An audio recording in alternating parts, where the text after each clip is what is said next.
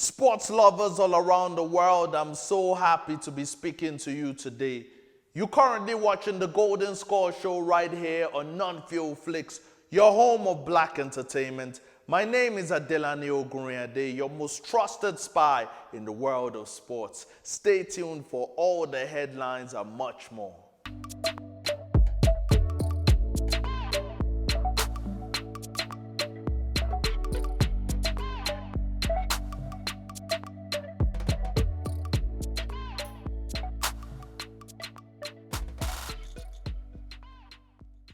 Welcome back to the Golden Score Show, and these are the stories making headlines this hour. Starting with Seyi Olofijana, named Technical Director of Grasshopper Zurich. Compeller wins his first PSL title. Grammy Award-winning US rapper ends Patriots deal. Nigeria to host African Athletics Championships. And fan handed massive ban after Westbrook popcorn incident. That's a funny story. Now let's get deeper into these stories. Seyi Olofijana, remember him? He's been named Technical Director of Grasshopper Zurich. Now ex-Wolves and Nigerian midfielder Seyi Olofijana has officially been named Technical Director at Switzerland's most successful club, Grasshopper Zurich. Now the former Super Eagles star will reportedly oversee the football department and find the right head coach for the club. For the longest time, I didn't forgive him for his antics at the 2010 World Cup, but now he's forgiven and we're proud of you, Seyi. We've finally found it in our hearts to forgive you. Now let's see the story making headlines in the PSL now. Now, Compeller wins maiden PSL title. Steve Compeller recently won his first major trophy as a coach. The 54-year-old has been coaching professionally in South Africa for almost 2 decades, but had never collected a winner's medal. Could you believe that? As a coach, until the Brazilians wrapped up the league title with 3 matches to spare. Now in more African news, Nigeria to host the African Athletics Championship. Now, Nigeria's Minister of Youth and Sports Development, Sunday Dare, is reportedly considering hosting the African Athletics Championships in Lagos, and the events will be held between the 23rd and the 27th of June. I'll be so proud of Nigeria if they could pull that off. That is incredible. Sunday Dare, make it happen. Now, let's look at basketball now, the African League first. Now, you wouldn't believe this, but Grammy Award-winning US rapper ends his Patriots deal. The fact that he could even be on the basketball courts for me is just astounding. It's just incredible. American rapper J. Cole will not play for Patriots BBC in the Basketball Africa League. Now, the quarterfinals as his deal with the Rwandan club Kigali is officially over. Now, the off-season creator played just over 45 minutes for the Patriots in their 3 pool games. Cole scored a total of 5 points and provided 3 assists and 5 rebounds. Now, from the African League to the latest in the NBA. And this story made me laugh so much because fan handed massive ban after Westbrook popcorn incident. Could you believe a fan did that? Oh, these fans, wow. It's incredible what they can do at times when they're feeling so passionate about the game. But he almost caught a beating. A Philadelphia 76ers fan who dumped popcorn on Russell Westbrook has reportedly been banned indefinitely from the Wells Fargo Center and had his season ticket revoked for his efforts, the NBA team confirmed. An angry Westbrook needed to be restrained from challenging the fan by security staff following the episode. That is so funny.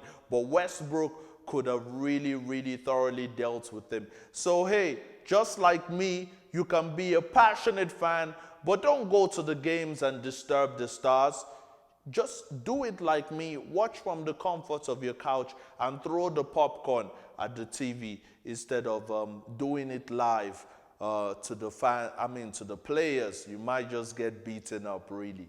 All right, so that wraps up the news this hour. When we come back from the break, we're going to have a look at the Europa League final and the Champions League final coming up tomorrow. You don't want to miss this. Stay tuned.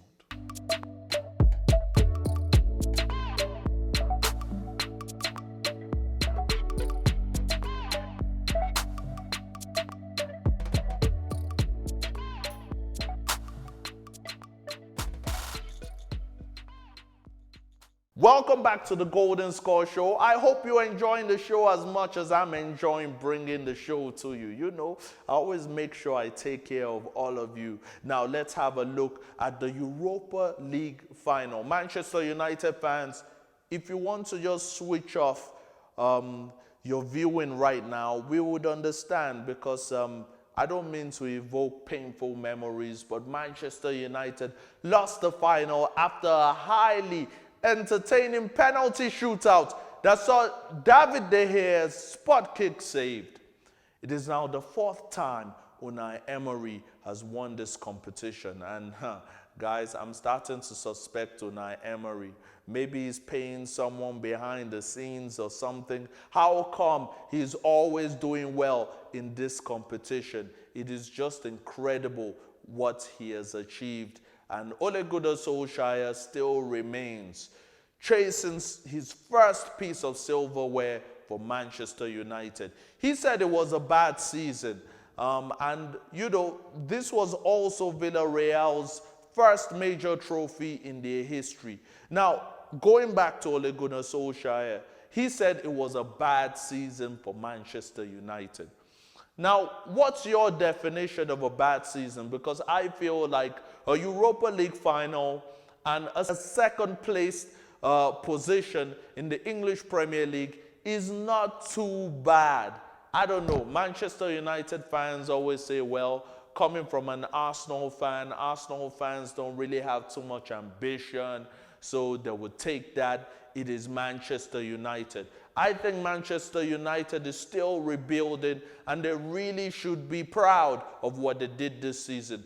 But a certain Manchester United fan by the name of Thibaut, I might butcher the surname, so don't let me say his surname. It's just go flash on the screen. He's going to be telling us his thoughts on the final. Have a listen. You are given the opportunity as a manager, as a coach, to make 6 substitutions in a European Cup final. Yeah? You go and you choose to go and make your substitutions in the period of extra time, and you expect to win the final against a coach that has won this Europa League 3 times in a row with Sevilla. You honestly think, coming up against Unai Emery, that you can beat him simply because you have better players on the pitch? Unai Emery is one of those managers that prove to you that games aren't won on paper. They're won on the pitch. And Ole was outclassed today. Yes, granted, Villarreal did not have any clear-cut chances in the game apart from the goal that they scored. But they kept us from playing. And you look at the bench that Manchester United has. Van der Beek, you have Ahmad Diallo, you have Daniel James, you have all of these guys, and then he then goes, and the first substitution he makes is he puts in Fred. He takes out Mason Greenwood, but he wants to win the game. Already you're up against a very stubborn defense, very, very organized in how they defend. And then you're going to play Fred, whose form, in as much as I like him as a player, his form has been pathetic, right? You're gonna put him. If you want to put in a midfield player, then go and put in Donny van der Beek. Are you putting in Fred in for Greenwood? Then he goes and he puts Twanzebe in for Bailly. Why? I don't know. I don't know why he did that. When you still had players like Amad Diallo on the bench, Donny van de Beek on the bench, he still goes and he puts in Twanzebe, a defender for Eric Bailly. Then he goes and he takes Pogba out and puts, who did he put in? I think he put in Mata or Teles or someone. Took Wan-Bissaka out, putting in Teles, Juan Mata. There were other players he put in there that were just like, what is he doing? Daniel James for Pogba. He put in Daniel James for Pogba. I'm looking at that, I'm thinking to myself, that's a change that should have been done quite early in the game. If anything, um, Daniel James should have gone in for Rashford. If Daniel James had gone in for Rashford at the 60th minute, we would have won the game because Villarreal would have not coped with that pace. I think what disappoints me the most is that Ole is gonna get a new contract tomorrow. That's that's what upsets me. Ole Gunnar Solskjaer is not the guy. He's not the guy. You have two managers now who are out of work. Okay, you have Antonio Conte and you have Zinedine Zidane. Tottenham Hotspur looking for a manager. All right. Allegri looks like he's gonna go to Real Madrid. Nuno Espirito is out of a job. Is he gonna go to Inter Milan? We don't know. Is he going to potentially go to Spurs even though everybody's saying no? We don't know. But you have two managers now that are out of jobs. Zinedine Zidane, I like him. I think he was a great player. I don't really rate him. I don't really rate him that much as a coach. Antonio Conte, one of the best coaches in the world. Offer him to United anytime we win the league. I have no doubt in my mind he will get into that squad and he will incite something amazing. Ole Gunnar Solskjaer is not the guy, and today just proved to everybody just how bad of a manager he is. You had the opportunity to win the European Cup final as a Manchester United legend and you blew it. He blew it. Sir Alex Ferguson was sitting there. David Gill was sitting there. They watching and he blew it. He has all of those players on the bench, on the pitch, counting on him to make the right decisions. Decisions that will help them win the cup final. Why is it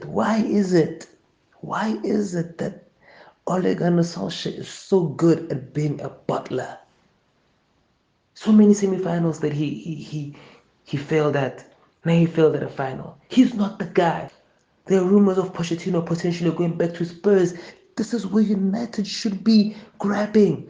Forget about getting players right now. Get the right manager in. Ole is not the guy. There's no hope for this team.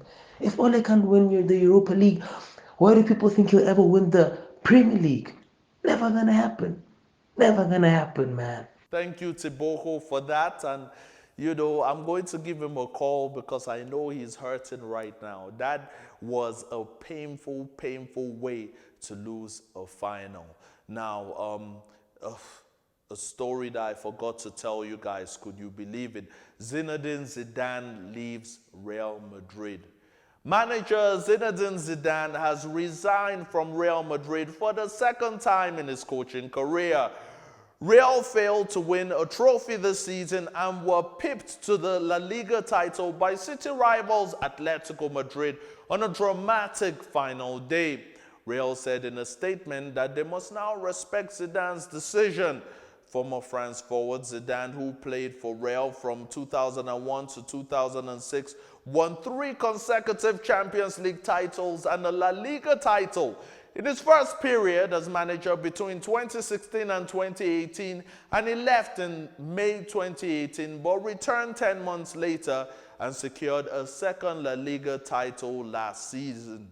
Zidane is one of Real Madrid's great icons, and his legacy extends beyond what he has achieved as a coach and player at our club Real was quoted as saying, well, they better respect his decision because if they can remember what he did in the 2006 final, everybody should respect Zidane. You don't want him to be angry and headbutt someone. But I'm glad he's left Real Madrid for the second time without headbutting anybody, especially Gareth Bale. Gareth Bale, I'm sure, is going to be starting a party tonight, celebrating that his favorite coach, in inverted commas, has left the building. Now, speaking about incredible stories that we need to talk about, tomorrow is the game of all games.